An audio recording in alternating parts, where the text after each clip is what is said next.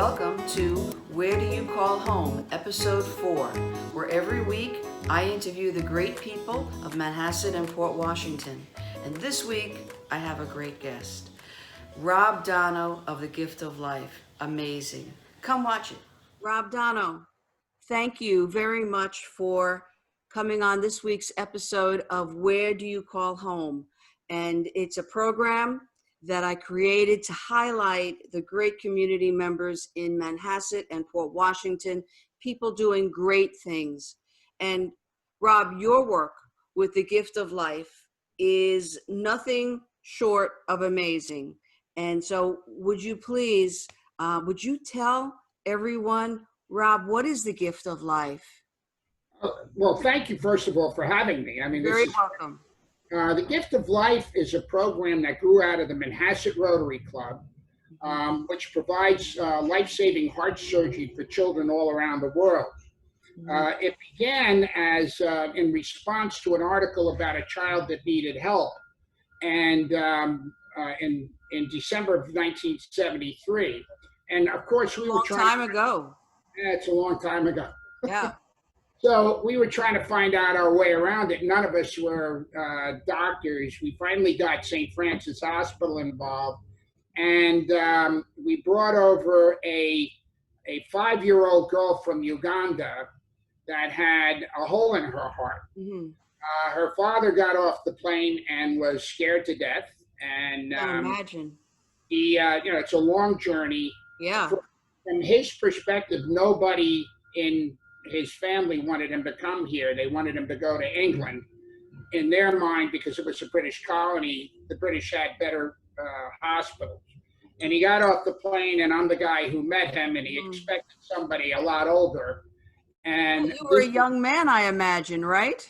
He was 29 years old. I think the picture should be on the screen.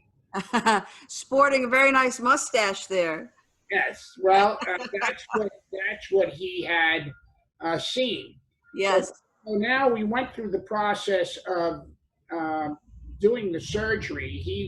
He was convinced he was in the right place because he talked to the doctors at St. Francis, and we went ahead with the surgery, and she came through with flying colors. Now, a journey of that was almost 45 years ago. The journey of 45 years.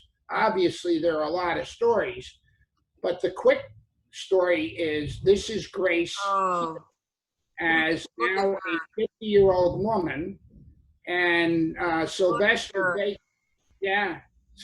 has basically become like a brother to me. Every time I go to Uganda, we are, he meets me at the airport.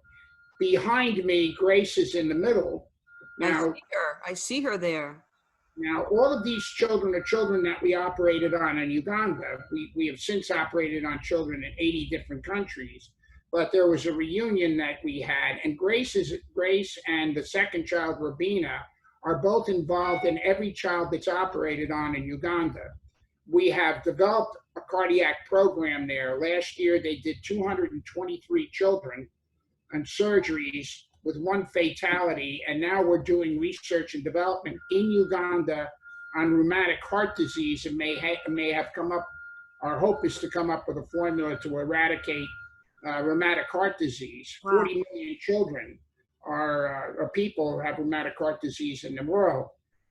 We think that we can eliminate that. So we're doing the research and development through Rotary grants and through the Gift of Life and through Gift of Life leadership. Yeah.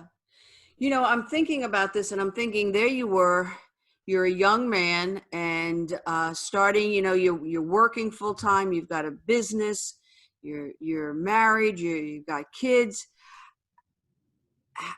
It started with one young little girl, correct? Right. How did this then explode, if you will, into such a phenomena where you, over all these years, you have been able to help how many children? 37,000 children have now received this surgery. It's a mind-boggling number. It's a phenomenal number. Just the logistics of that. Can you just a little insight into how does that happen? Well, it happens organically. It's putting one foot in front of the other. Like any journey, it's, one step at a time. Our whole goal was just to help one child. We never had a vision of what the Oh, gift of life has become. yeah. Then there was a second child. The second child was sponsored by high school students. They raised the money and took care of the second child. The president of that club was a young boy going to St. Mary's by the name of John F. Kennedy. He's now Oh, jeez. knocking on the door of 60 years old, which doesn't make me a happy person. But, and then there was another child. Then there was another child, and then other Rotary clubs got involved, and then our district got involved. And so organically, we grew organically one step at a time. And at different points in time, it exploded. Nancy Reagan became involved with two Korean children and brought them to St. Francis Hospital in 1983. Hmm. All of a sudden, we were global. And trust Now me, you had that, yeah. right, Rotarians from all over the world were contacting us. We have children that need help. Show us how to do that. So we set up independent, autonomous gift of life programs throughout the world and developed a how-to kit. Then 2002, we decided to set up Gift of Life International, an umbrella organization to help all these other organizations communicate, coordinate, and use the power of collective strength to develop, to make permanent changes in the countries that we were working in. So we started in 2009 to develop the cardiac program in Uganda. In 2010, we started in El Salvador. Both of those programs are now what we call legacy programs. They really don't need us. They are doing first world surgeries independently, fully self-sustained financially in every other way.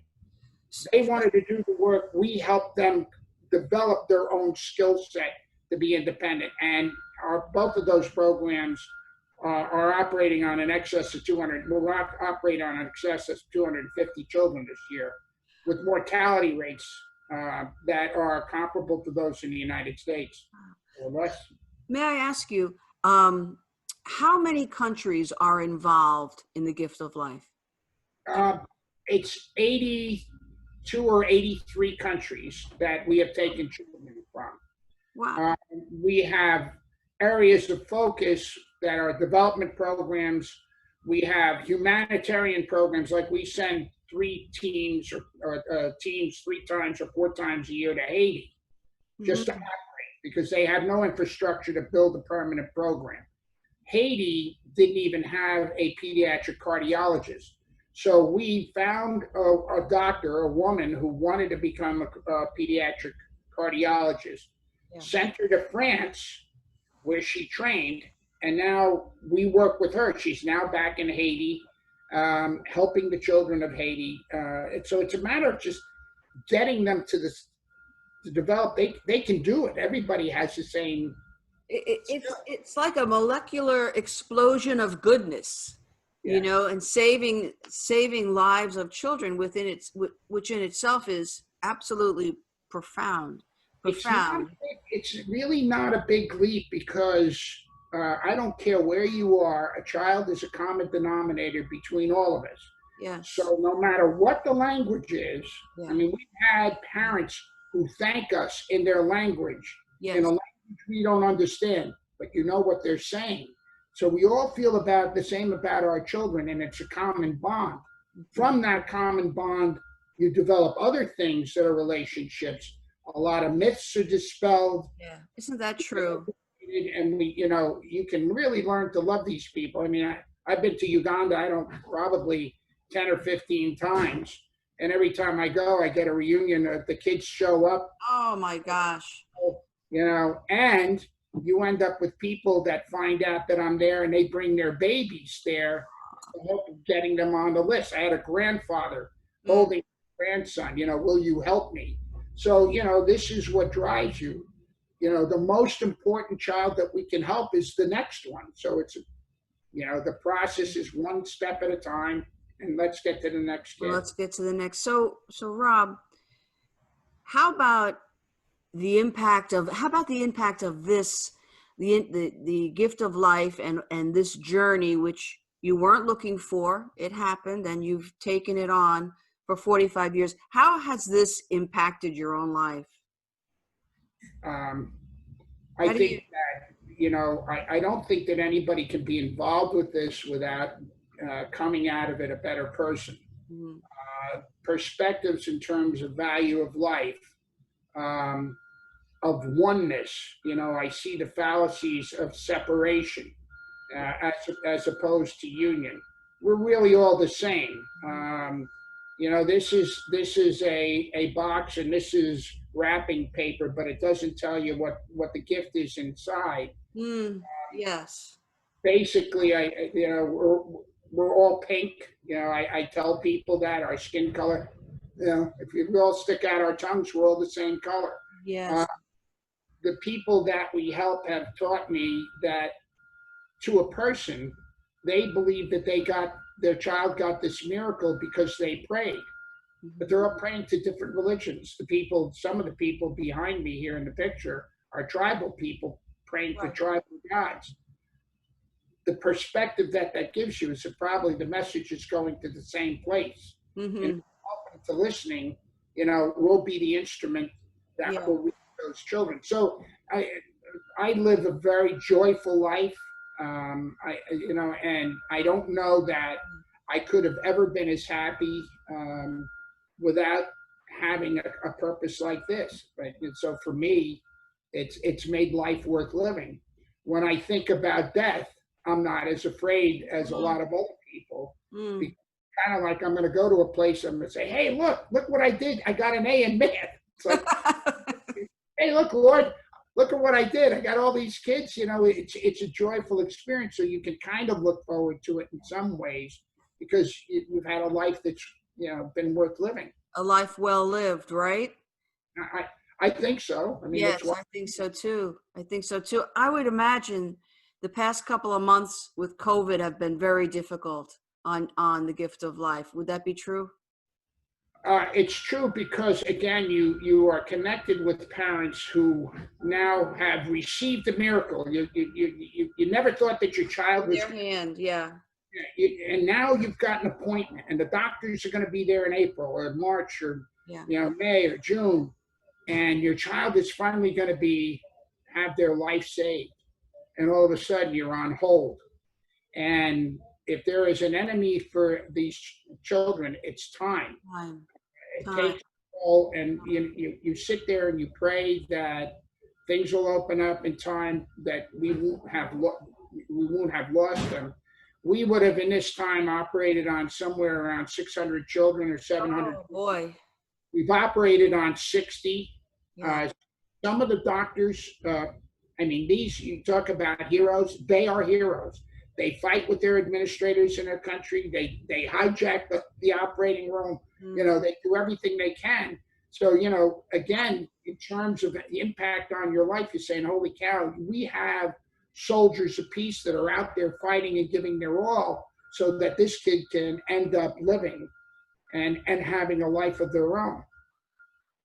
So, that's what it is. That's what I'd like very much for people to know how they can be helpful. I'm sure that there are people who are listening and say that they would like to do something. They would like to be helpful to the gift of life. How can people help? Well, we obviously have a website that has all the information, tons of information on it, and there's a donate button. So it's, giftoflifeinternational.org. The fun place that I like to go to, which also has a donate button, is the Facebook page. I like the Facebook page because there's something happening in the world. While things are normal, we're operating on an average of 8 children a day. So I used to get up in the morning and just to see who got operated on and where, because you have all these partners over there that are taking care of business. So that has a donate button on it too. And in terms of, making a statement, this is a good time to do that. We have, my computer fell. we have obviously, in terms of a lot of the charities, fundraising is going to be a challenge. So we Yes, have I done some understand that. on Facebook, and we had a record fundraising month in May. But Wow, since really? well, we did a telethon, Mm-hmm. live streaming, interviews with the doctors, interviews with the kids. I did a birthday. My Uh-huh. birthday was last week, so Yes, we that I saw that. I saw that. did videos on so you can visit, Yeah. my Facebook page and friend it. If you friend the Gift of Life, that's the way. And somebody will get lucky because we're doing this. Some child will get lucky. Some parent will have that burden lifted. Imagine that. Imagine that. That would be quite a beautiful thing. A miracle, in fact. A miracle. How these happen. Yes, that's how it happens.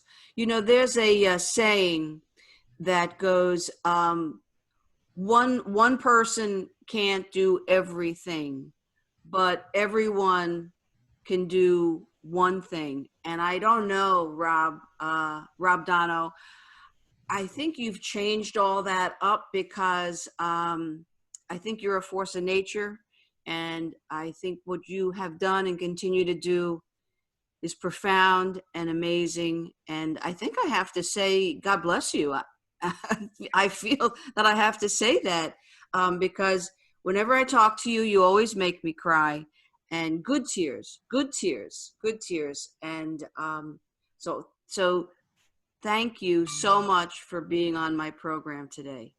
Thank you for having me. And just uh, sign off. Where do you call home? Yes, And your heart is your home, and you want the people around it to know that they always have to have a place to go, for comfort, for love, for affection, for protection, and that they can count on you. And that's what these kids have done. So, where do you call home? Right here. you know what I think your gift is? You have a lot of gifts, but I think one of your gifts is that you just see it very clearly. You just see what you're doing very clearly and the reasons for it.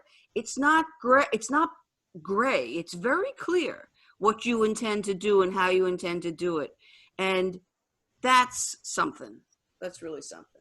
Well, thank you. You're Thank you for having me. And my pleasure. if ever you want to have me back, I've got plenty. I've got Yes. 37,000 stories right now. I could tell you. Yes. You want to come back when you've got one of your beautiful children in town. We could do that too. Okay. I certainly enjoyed meeting that lovely girl when we had our Kiwanis luncheon. That was great. That was great. Actually, going to do the high school kids are doing a call with her within the next week, like this soon. Yeah. We're Well, still anytime you contact me and we'll do that. That would be my pleasure. okay. Thank you very much, Kevin. Thanks a lot. You have a good Thanks everyone for watching Where Do You Call Home? And if you liked it, share it. Have a great day. Kathy Levinson.